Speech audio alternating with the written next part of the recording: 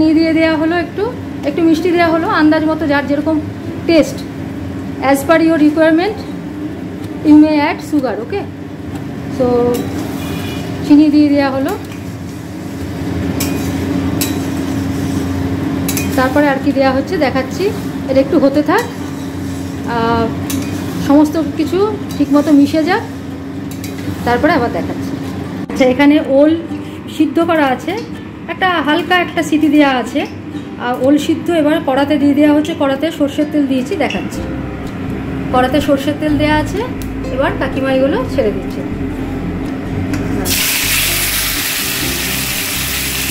ওলটা এবার একটু ভেজে তুলে নেওয়া হবে, দেখাচ্ছি।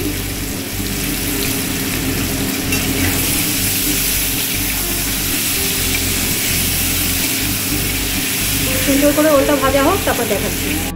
এবার ওলটা হালকা একটু ভেজে নিয়ে তুলে নেওয়া হচ্ছে, এই যে এটা তুলে নেওয়া হচ্ছে, তারপরে দেখাচ্ছি।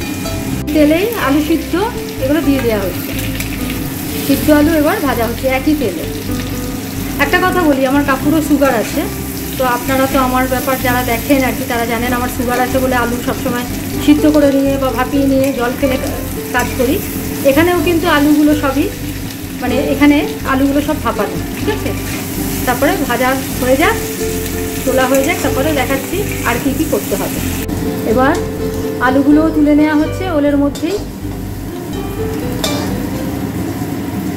তুলে নিয়ে তারপরে দেখাচ্ছি এবার কি করব। আর একটু তেল দেওয়া হচ্ছে, তেল শেষ হয়ে গেছে একদম, যতটা তেল নেওয়া হয়েছিল সব শেষ হয়ে গেল, এবার আবার নতুন করে তেল দেওয়া হলো। এবার এই তেলে গোটা গরম মশলা আর তেজপাতা ফোড়ন দেওয়া হলো।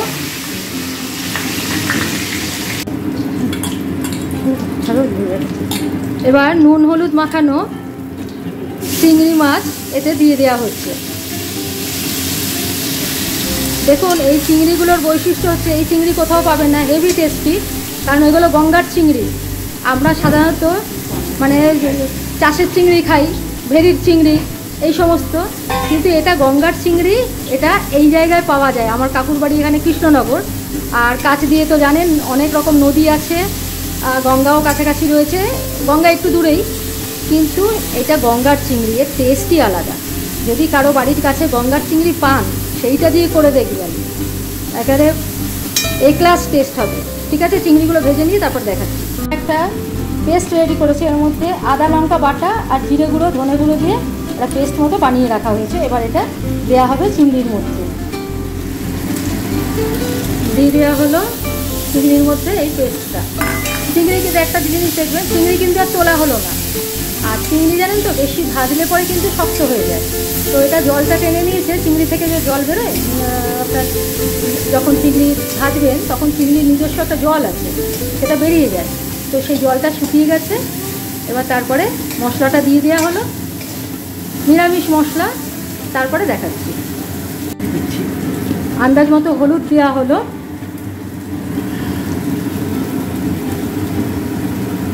এবার নুন দেওয়া হলো আন্দাজ মতো,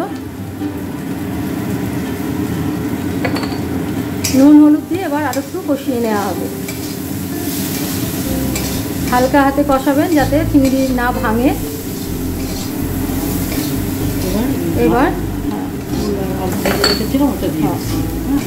এবার ওল আর আলু যেগুলো ভাজা ছিল সেগুলো মিশিয়ে দেওয়া হলো, মিশিয়ে দিয়ে এবার একটু নেড়ে নেওয়া হবে, মিশিয়ে নেওয়া হবে। সুন্দর করে এটা একসাথে সব আবার ভেজে নেওয়া হচ্ছে বা কষিয়ে নেওয়া হচ্ছে মশলার সাথে।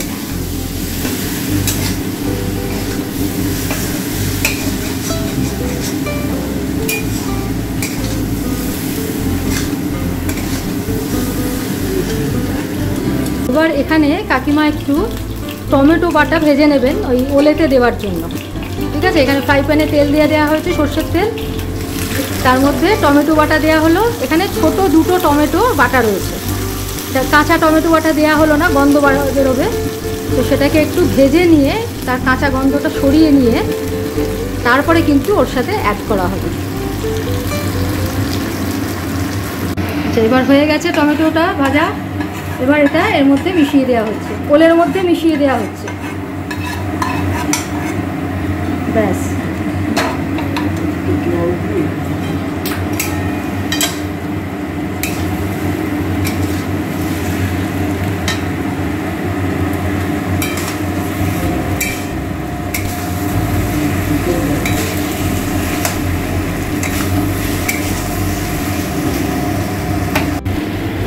এতেই একটু জল দেওয়া হলো, একটু গরম করে নেওয়া হবে জলটা, তারপরে ওতে মেশানো হবে। ঠিক আছে, জল ঢেলে দেওয়া হলো।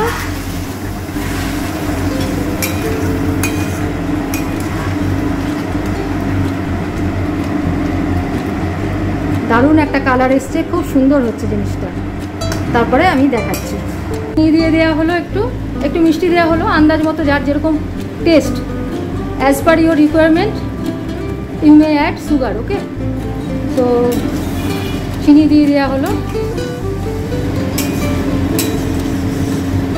তারপরে আর কি দেওয়া হচ্ছে দেখাচ্ছি। এটা একটু হতে থাক,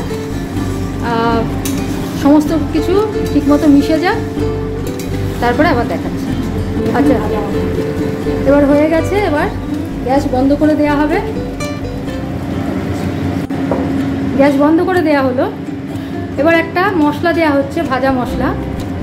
এটাতে কিন্তু অনেক কিছু আছে, ধনে, জিরে, তেজপাতা, গোটা গরম মশলা, লঙ্কা, শুকনো লঙ্কা, মৌরি, এইগুলো দিয়ে একদম শুকনো খোলায় ভেজে একটা গুঁড়ো করে দেয়া, পাউডার করে নেওয়া।